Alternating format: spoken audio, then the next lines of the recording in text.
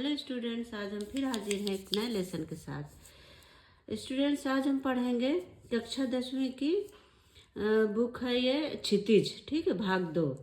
इसका लेसन है राम लक्ष्मण परशुराम, ठीक है, पाठ 2। राम लक्ष्मण परशुराम संवाद। जो राम लक्ष्मण और परशुराम के संवाद होते हैं वो इसमें दिया हुआ है। ये कहाँ से लिया गया है?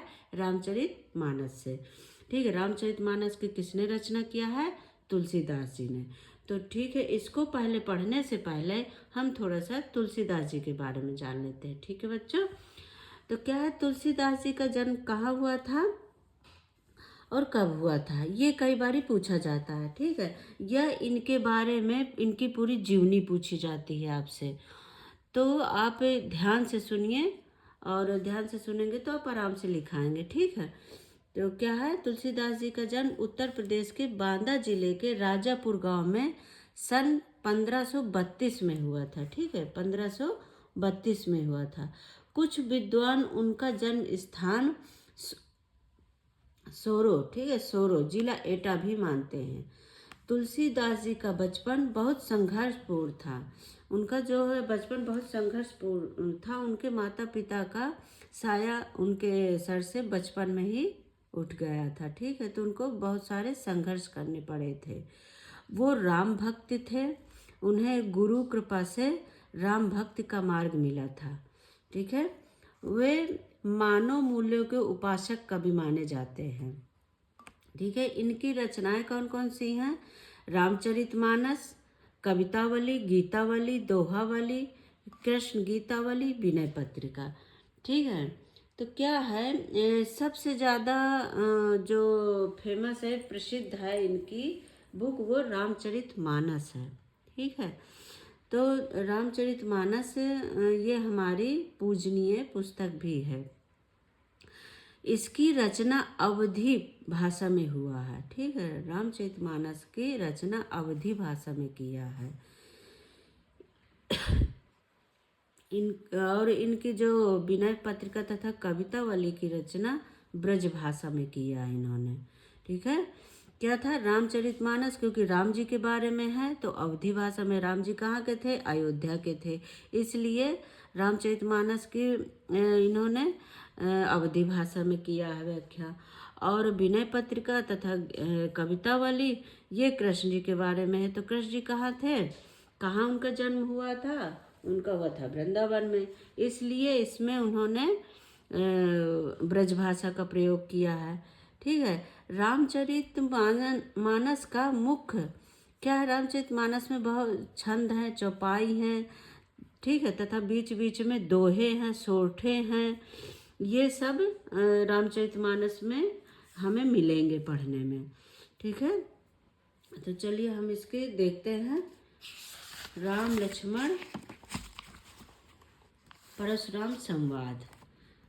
तो इसको तो गा के भी हम बोल सकते हैं और साधारण भी पढ़ सकते हैं। हमारे यहाँ जब भी रामचरित मानस के ये दोहे पढ़े जाते हैं तो लोग गा गा के बोलते हैं, ठीक है। देखिए क्या है पहला, देखिए ये कहाँ का है, पहले मैं समझा देती थोड़ा सा। जब राजा जनक की पुत्री सीता जी का स्वयंवर होना था तो उन्होंने एक प्रतिज्ञा ली थी कि ये धनुष जो तोड़ेगा उसी के साथ मैं अपनी सीता का ब्याह शादी करूँगा, ठीक है। तो राम लक्ष्मण और उनके गुरु विश्वामित्र जी ये आए थे उनके दरबार में, और राम जी ने धनुष तोड़ा था।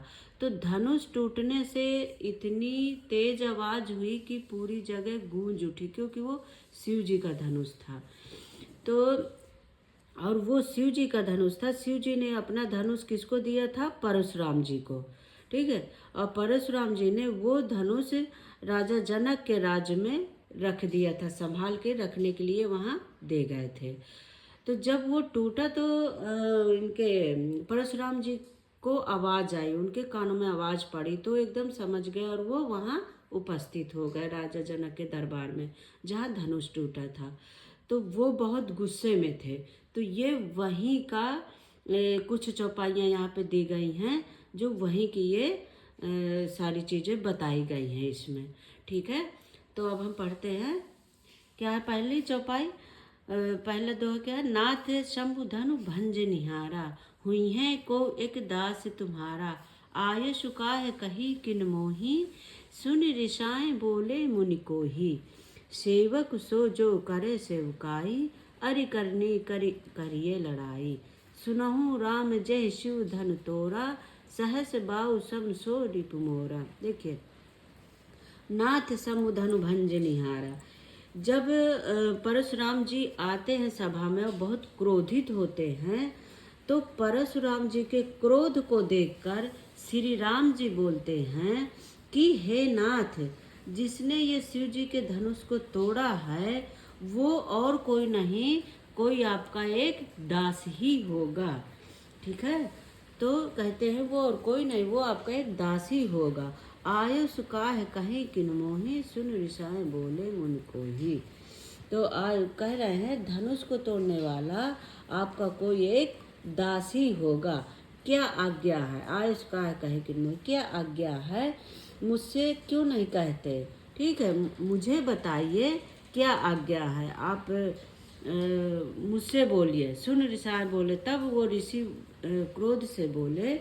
आगे क्या कहते हैं, यह सुनकर मुनि क्रोधित होकर बोले कि सेवक सो जो करे सेवकाई। सेवक वह होता है जो सेवा करता है। ठीक है,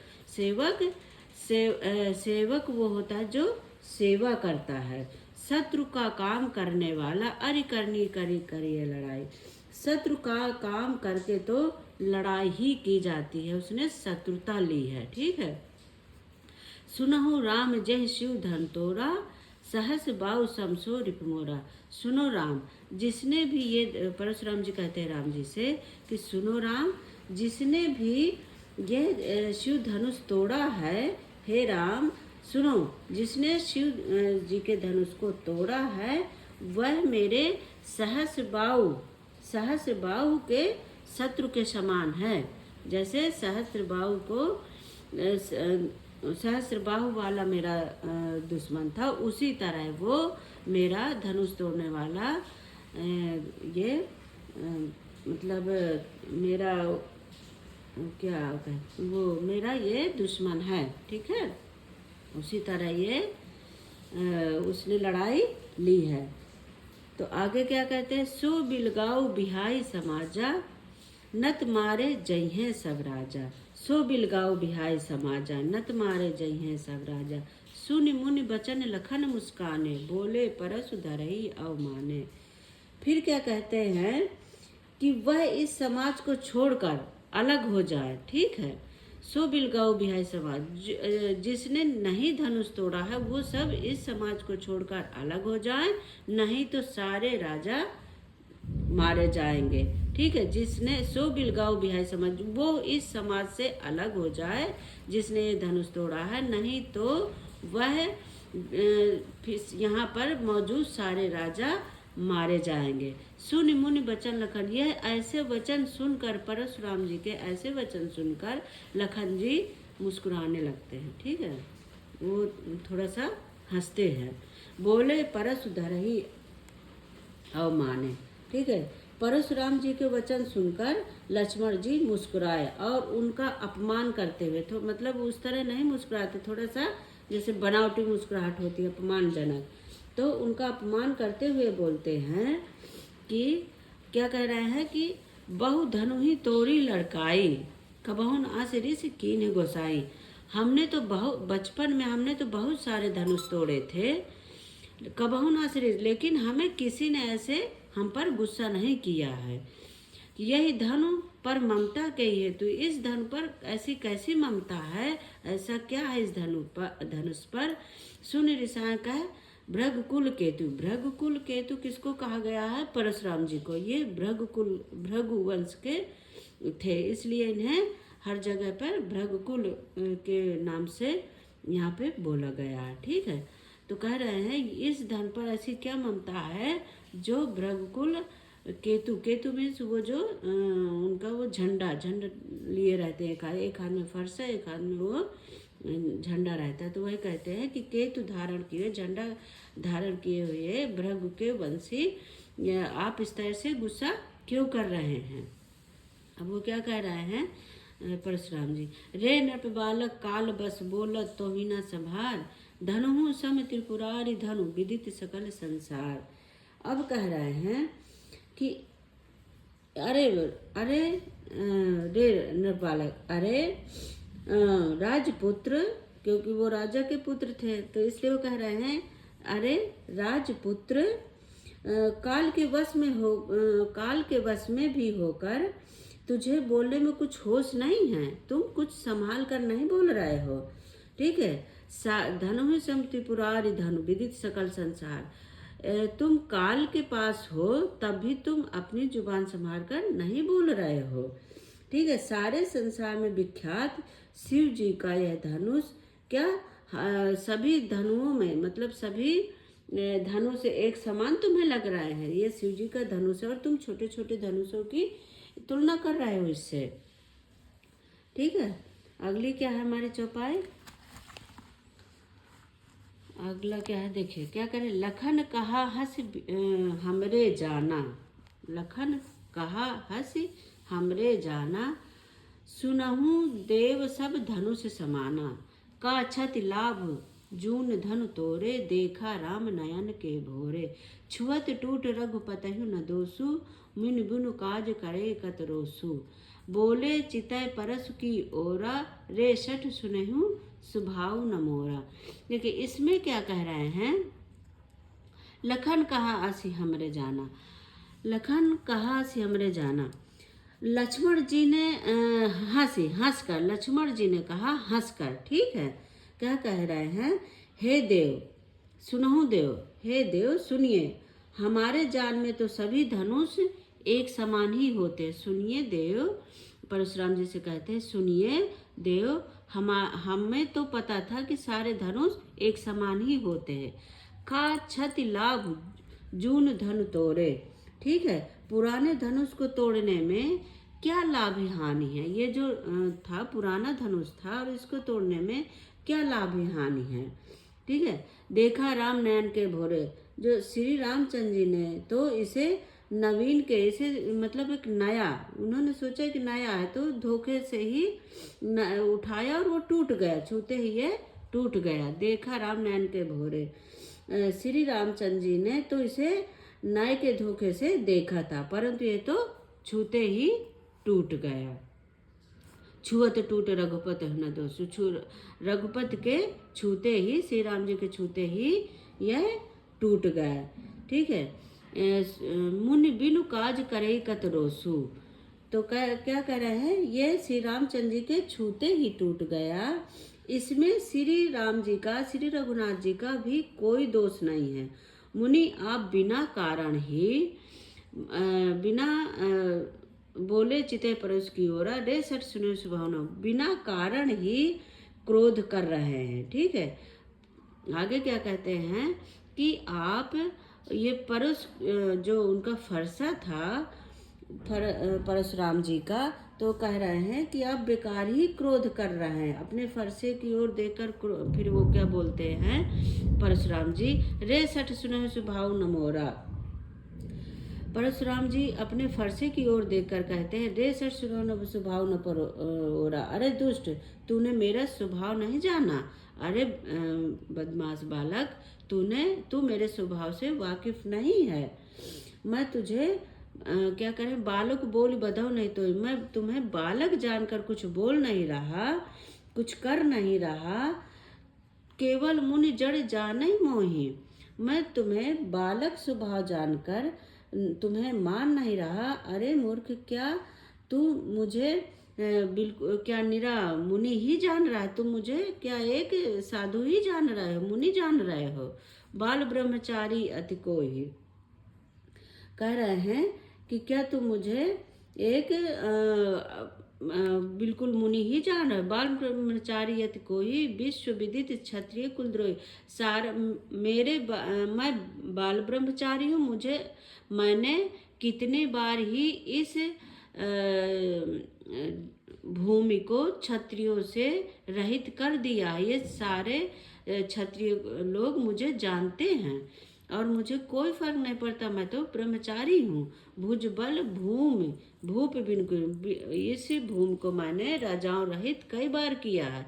ये सारे क्षत्रिय कुल जानते हैं, वैसे भी ये क्षत्रिय कुल मेरे द्रोही ही होते हैं। विपुल बार मही देवन दीनी। फिर क्या कह रहे हैं, अपनी भुजाओं के बल से मैंने पृथ्वी को राजाओं से रहित कर दिया है और बहुत बार उसे विपुल विपुल मीन्स ब्राह्मणों को दान में दे दिया है। ठीक है। हे राजकुमार सहस बहु भुज छेद निहारा परशु बिलोक महीप कुमारा। हे राजकुमार, सहस्र बाहु की भुजाओं को काटने वाले मेरे इस मेरे इस फरसे को देखो। अरे राजा के बालक, तू अपने क्या कह रहे हैं, मेरे फरसे को देखो। मातु पिता ही जन सोच बस कर करसी महिष किशोर गर्भन्न के अर्भक दलन परसु मोर अति घोर। क्या कह रहे हैं, हे तू अपने माता पिता को सोच के, अरे राजा के बालक तू अपने माता पिता को सोच के ये वश न कर, मेरा फरसा बड़ा भयानक है। तू अपने माता पिता की सोच, नहीं ये मेरा फरसा बहुत भयानक है। क्या कह रहे हैं कि गर्धम के जो गर्भ में बच्चे होते हैं वो भी मेरे बारे में सुनकर अपनी जान को त्याग देते हैं। वो उनका भी गर्भ में ही उनका नाश हो जाता है। ठीक है। यह गर्भों के बच्चों को भी नाश करने वाला फरसा है। तो इस प्रकार से वो परशुराम जी लक्ष्मण से बोलते हैं। तो आगे क्या कहते हैं, तो क्या लक्ष्मण जी डर जाएंगे? देखिए आगे क्या कह रहे हैं, बिहसी लखन बोले मृदुबानी। अहो मुनीश महाभट मानी।